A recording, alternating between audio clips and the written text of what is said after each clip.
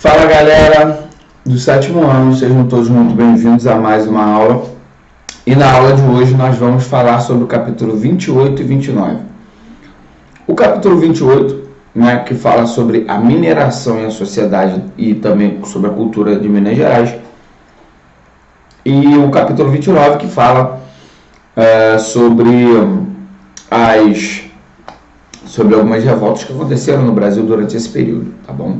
Então, para falarmos sobre as mudanças que aconteceram aí, eu peço a vocês que voltem na semana passada ao vídeo da semana passada que eu fiz aqui, falando sobre também o processo de mineração, tá bom?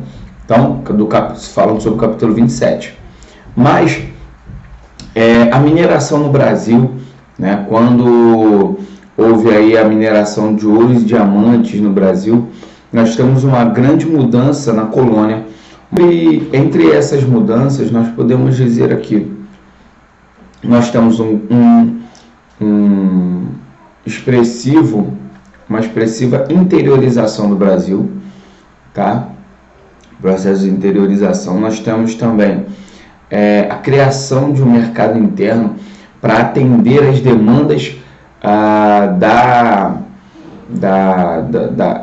mineração, tá? Porque nós temos no início do processo de mineração, nós não temos uma organização, tá? Uma organização econômica do local, mas que foi se adaptando com o tempo, né? As pessoas estavam indo para lá com uma preocupação somente de minerar e não sabiam como iriam viver naquele local. Então, com o tempo, nós temos o início aí da pecuária, do charque, que vinha do sul, começa a ter aí uma integração desse processo. Nós temos a criação aí de vilas e também núcleos urbanos, aumentou também muito a questão dos serviços que começaram a ser prestados naquele local, e também o desenvolvimento de produtos, como, por exemplo, alguns locais onde haviam aí manufaturas, de pequeno porte, só para atender aquela população, tá? Houve um grande deslocamento do Nordeste para o Sudeste, do eixo econômico, porque quando começou aí a exploração a todo vapor da região das Minas Gerais, a troca, se tornou evidente, a troca da capital de Salvador para o Rio de Janeiro, com o objetivo aí de controlar a saída do ouro. Então, no Rio de Janeiro, a capital ficaria mais próxima para o melhor controle das riquezas que seriam extraídas da região das Minas Gerais. A metrópole também, a colônia também experimentou várias mudanças no âmbito social. Por quê, professor? Porque muitos portugueses, cerca de mais ou menos 800 mil portugueses, vieram para o Brasil durante esse período. Então, a colônia portuguesa, o Brasil, experimentou uma grande explosão demográfica durante esse período. Cerca de mais ou menos 40% da população da metrópole veio para o Brasil. O Brasil passou a ter aí a sua marca de mais de 1 milhão de habitantes lá no século XVIII, o que fez com que houvesse aí uma grande explosão demográfica, sem falar no remanejamento de escravos dentro da colônia e também a intensificação do tráfico negreiro, com o objetivo de fazer com que os negros viessem trabalhar nesse novo modelo de negócio, que seria a extração de ouro e também de diamante. Isso também fez com que algumas mudanças na área social, sobre a estrutura social, acontecessem. E também, falando ainda sobre os negros, é importante nós dizermos que o trabalho nas minas, elas eram muito mais desgastantes para o negro escravo do que trabalhar também no canavial, na plantação de cana-de-açúcar. Então você tem aí um desgaste muito maior do negro, tá? Nesse local aí, nas minas de ouro e diamantes. A sociedade mineradora ela era dividida praticamente em 3 grupos. O primeiro grupo, que era o topo da pirâmide social, estão os ricos, mineradores e também autoridades da coroa, que na verdade concentravam aí as riquezas, né? Vamos dizer assim, no topo dessa pirâmide, o controle principalmente. Depois nós temos uma área um pouco maior, né? Está lá na página 45 falando sobre o processo aí de mineração, e fala aí na parte do meio dessa pirâmide social, nós temos os pequenos mineradores, os comerciantes, tropeiros, soldados, profissionais liberais e padres. Sim, os padres também entravam, porque a igreja tinha um papel fundamental aí também no âmbito social, e os padres também tinham aí suas riquezas, tá? E, por último, os escravos, os negros escravizados.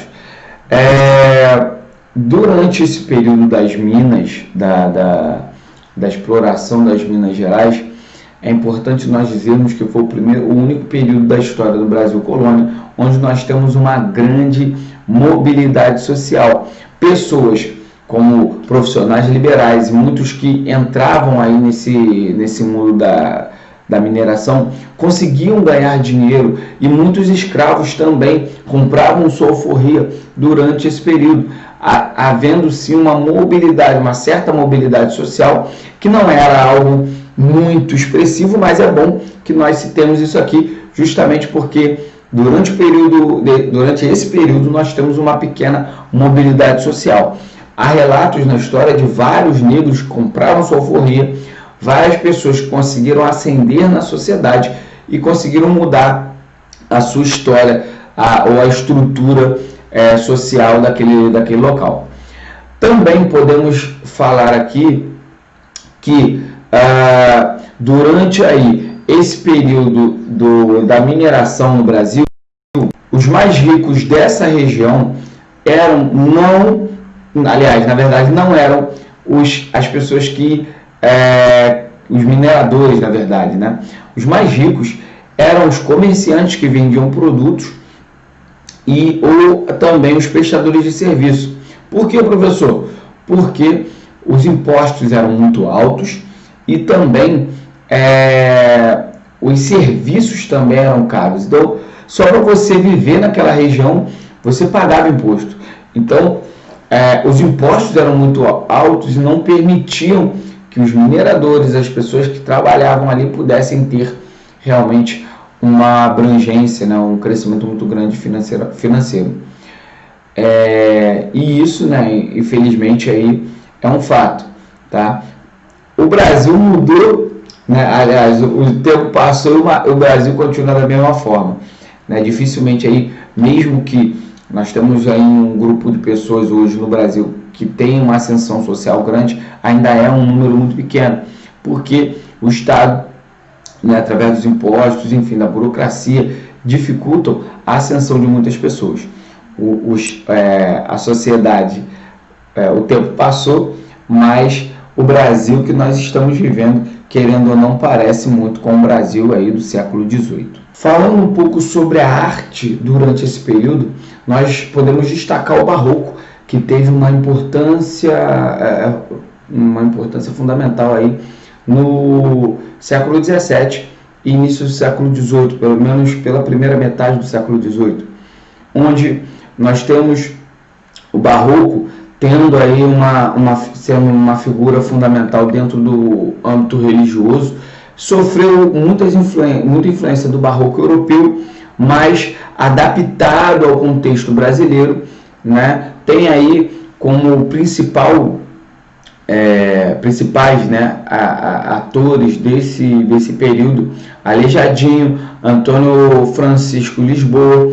Nós temos também Gregório de Matos Guerra, Antônio Vieira, que são membros ou são pessoas que trouxeram transformações e adaptações para o barroco brasileiro que fizeram do barroco uma expressão cultural muito importante durante esse período, tá bom?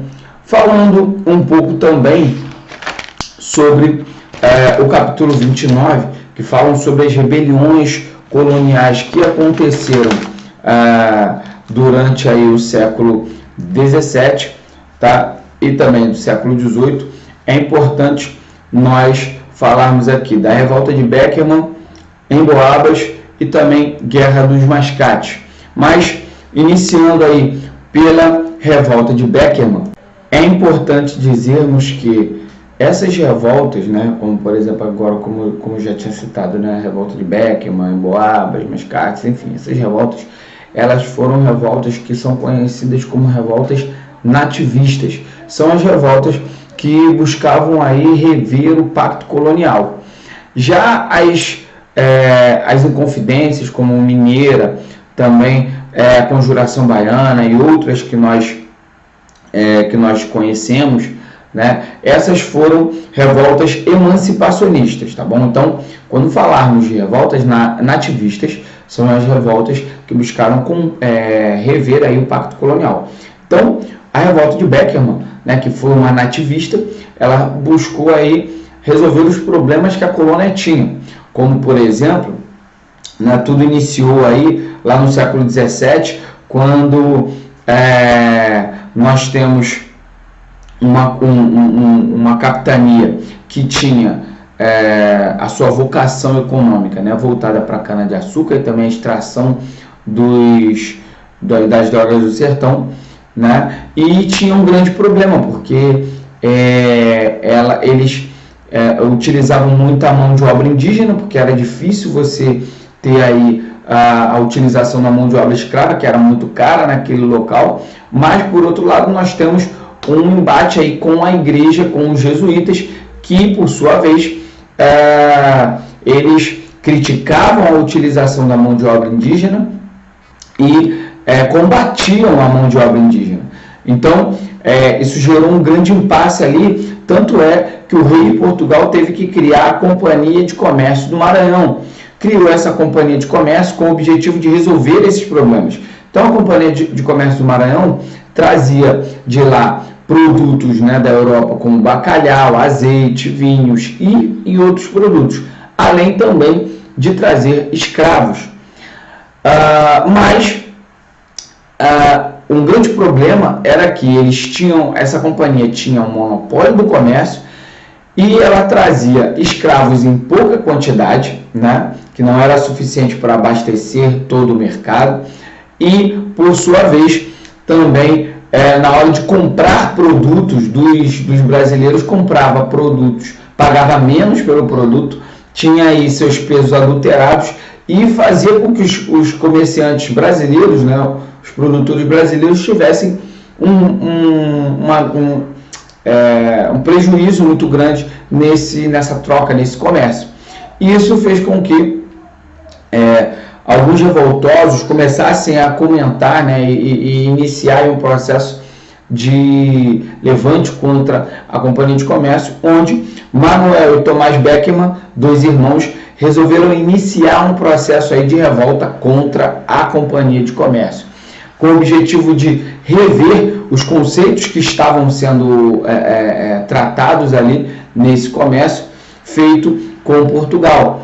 E aí eles invadiram aí escolas jesuítas, né, em busca de escravos, tomaram o controle do comércio nessa região, né, se voltaram contra os portugueses, mas que Tomás Beckerman, mais da frente, né, ele vai até Portugal para tentar resolver essa situação, tentar rever aí esse pacto, mas o movimento ele não teve aderência de outras capitanias, não teve aderência de um grupo maior, e esse movimento ele foi abatido, suprimido, as lideranças foram mortas, né, e algumas pessoas que faziam parte do movimento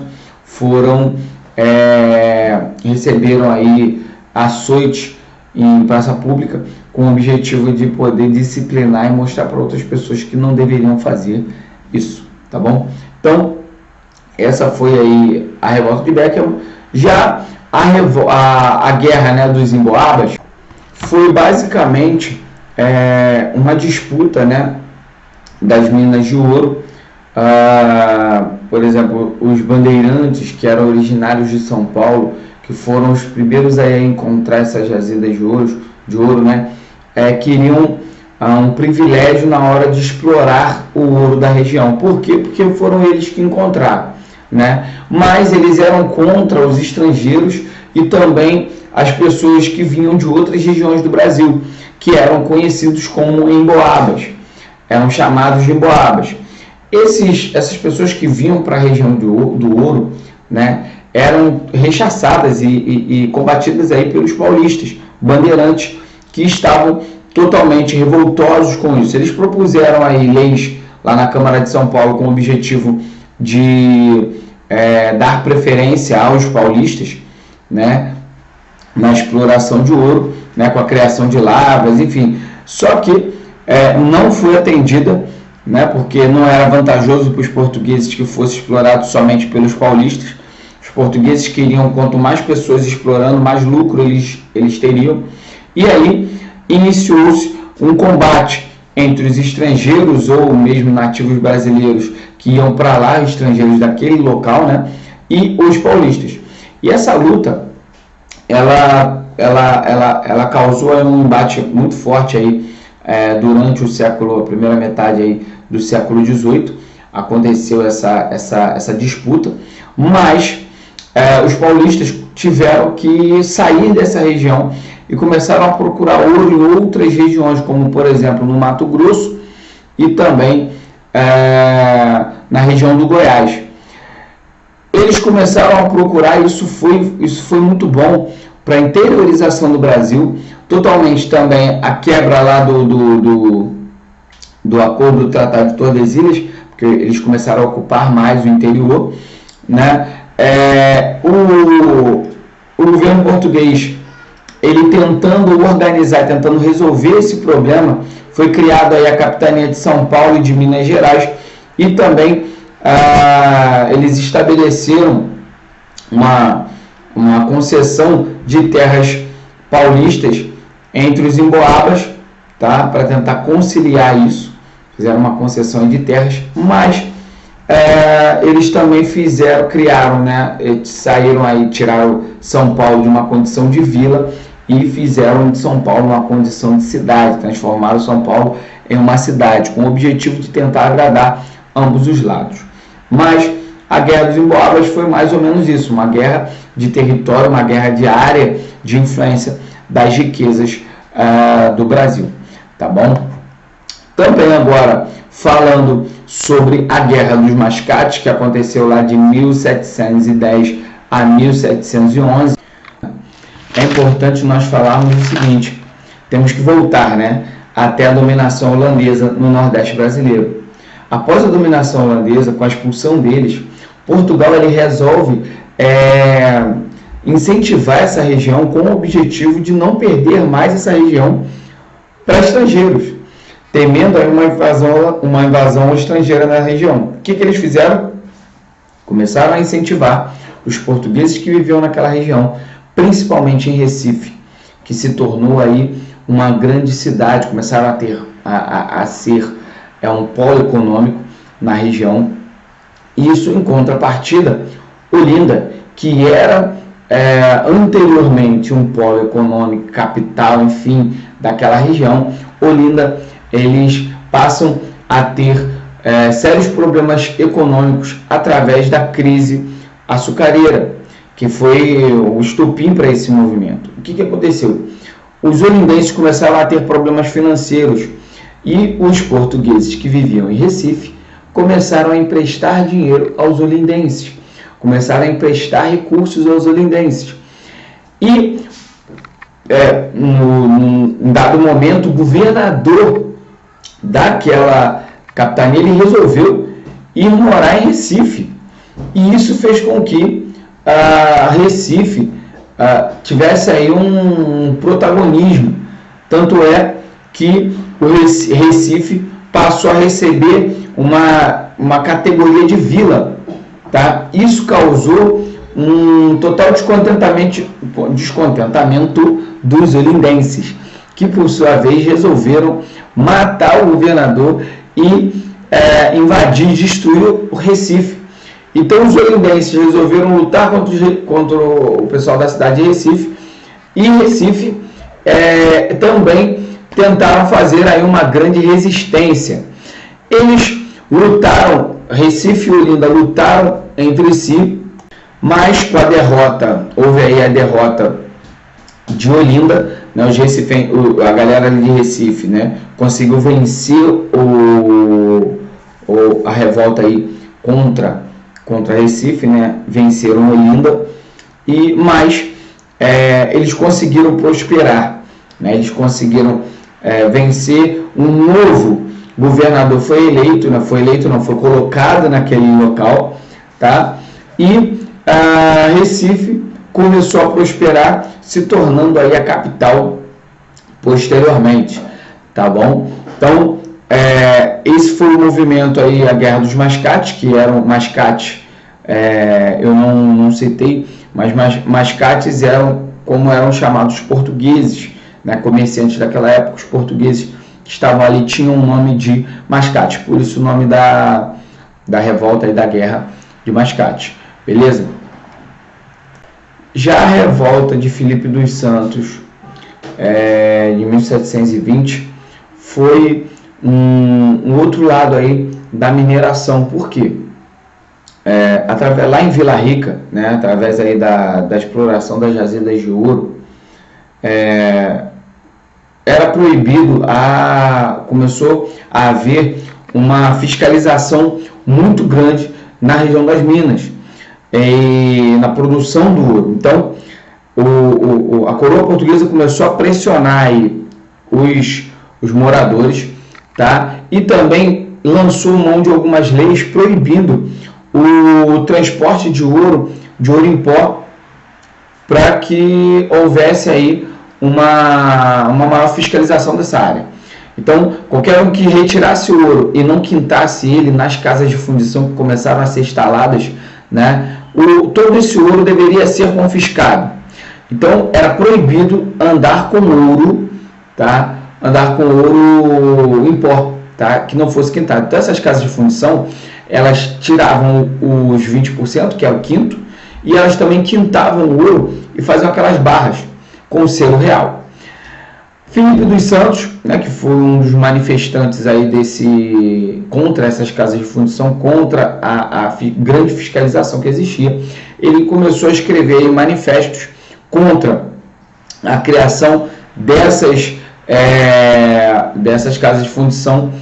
Manifestações essas que começaram a incentivar outras pessoas, que começaram a tomar as ruas, e multidões indo para as ruas em busca de combater e fechar essas casas de fundição, tanto as casas de fundição quanto qualquer órgão de repressão, de fiscalização do governo contra